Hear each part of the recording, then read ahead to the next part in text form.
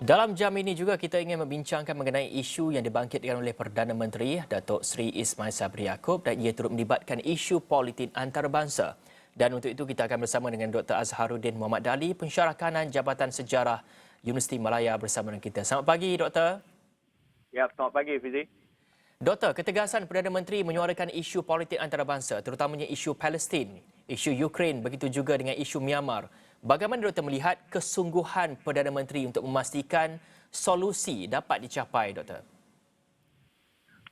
Terima kasih Fizi. Saya melihat tiga isu yang dibangkitkan oleh Perdana Menteri dalam ucapannya di PBB merupakan antara isu-isu yang contemporary yang berlaku sekarang. Namun begitu, saya pasti bahawa kita juga menyedari bahawa isu Palestin dan isu Myanmar merupakan antara isu yang paling dekat dengan Malaysia. Dan ini merupakan dalam konteks isu Palestin misalnya, ia merupakan satu kesinambungan. Kita tidak pernah berhenti pun membangkitkan isu Palestin ini dalam pelbagai ruang dan juga peluang yang ada. Termasuk di PBB dan termasuk kali ini oleh Perdana Menteri kita.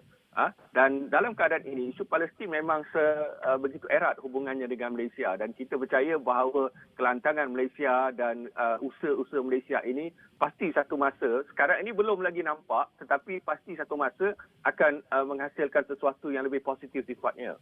Sementara isu Myanmar juga begitu dekat kerana kita dalam satu wilayah yang sama dan dalam masa yang sama kita terkesan dengan isu itu, terutamanya dengan adanya isu-isu berkaitan dengan Rohingya. Jadi saya percaya bahawa apa yang diperkatakan oleh Perdana Menteri merupakan isu-isu yang relevan dengan keadaan semasa selain daripada perang yang membabitkan Rusia dengan Ukraine. Dan dalam hal perang Ukraine dengan Rusia serta isu Myanmar, kita dapati bahawa Malaysia begitu bertegas bahawa PBB seolah-olah tidak bertaring, tidak mempunyai taring untuk menyelesaikan isu ini. Malah dalam isu Myanmar misalnya, PBB seolah-olah menyerahkan isu ini kepada negara-negara ASEAN termasuk Malaysia. Jadi ini bukanlah sepatutnya tindakan yang wajar dilakukan oleh PBB. Dan dalam hal ini, sama juga dengan isu perang di Rusia dan Ukraine, PBB gagal untuk menghalang perang itu berlaku dan sampai hari ini ia masih berterusan dan kesannya terasa hampir di seluruh dunia dengan tekanan ekonomi, dengan harga minyak yang meningkat dan sebagainya. Jadi perkara-perkara inilah yang sebenarnya dibangkitkan oleh Perdana Menteri dan ia dekat dengan kita dan sedang dialami oleh Malaysia dan negara-negara yang lain pada hari ini.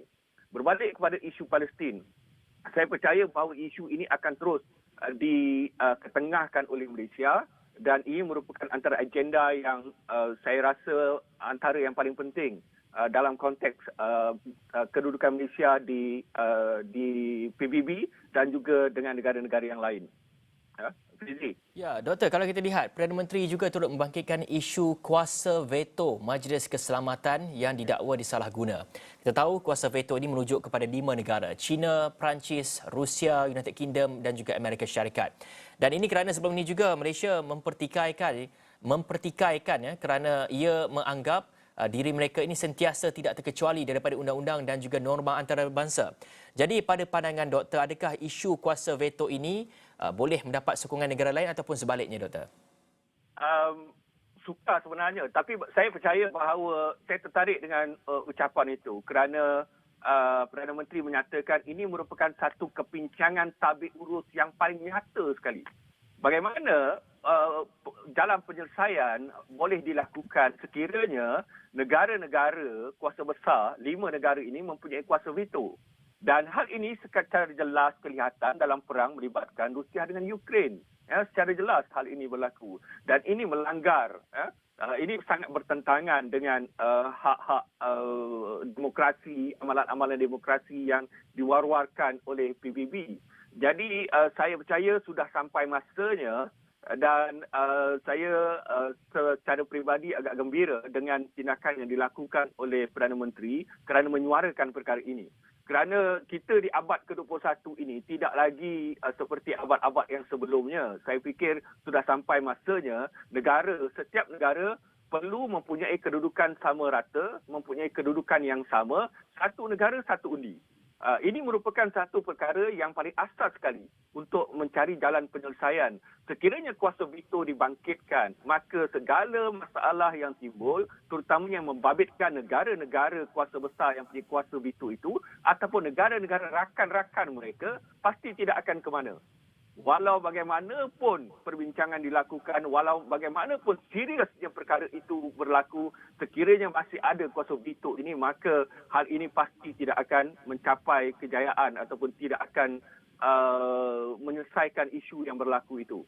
Jadi saya rasa Malaysia mempunyai sikap yang cukup berani, tegas, walaupun sebagai sebuah negara yang kecil, tetapi secara lantang menjelaskan bahawa ini merupakan satu kepincangan tabir urus yang sangat jelas yang ada dalam PBB, dan ini perlu diperbetulkan.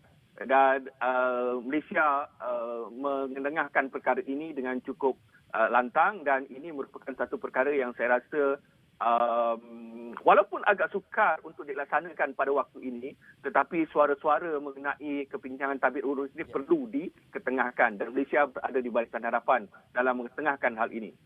Doktor, berbaki 1 ke 2 minit saja lagi, mungkin doktor dapat ulaskan sedikit antara salah satu lagi input ataupun salah satu lagi poin yang telah pun ditekankan oleh Perdana Menteri adalah berhubung dengan perubahan cuaca ataupun perubahan iklim ini sendiri. Di mana kalau kita tahu perubahan iklim pada ketika ini menjadi satu ancaman terbesar bukan sahaja kepada negara kita tetapi kepada dunia.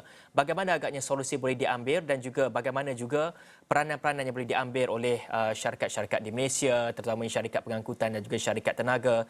Begitu juga di luar negara, bagaimana peranan yang boleh diambil di setiap negara itu sendiri, Doktor? Fizi, perubahan iklim ini merupakan satu isu yang dah agak lama juga diketengahkan dan semakin serius kebelakangan ini. Iklim tidak menentu, musim kemarau jadi musim terkudur dan sebagainya. Jadi saya fikir tidak ada jalan mudah untuk menangani isu ini kecuali dengan kerjasama seluruh negara. Semua negara yang ada di dunia ini perlu bekerjasama, dan saya tertarik juga nak kaitkan dengan apa yang dipanggil sebagai semangat keluarga dunia ni. Dan adanya semangat keluarga dunia ni mampu juga untuk menyelesaikan isu-isu seperti termasuklah perubahan iklim yang berlaku.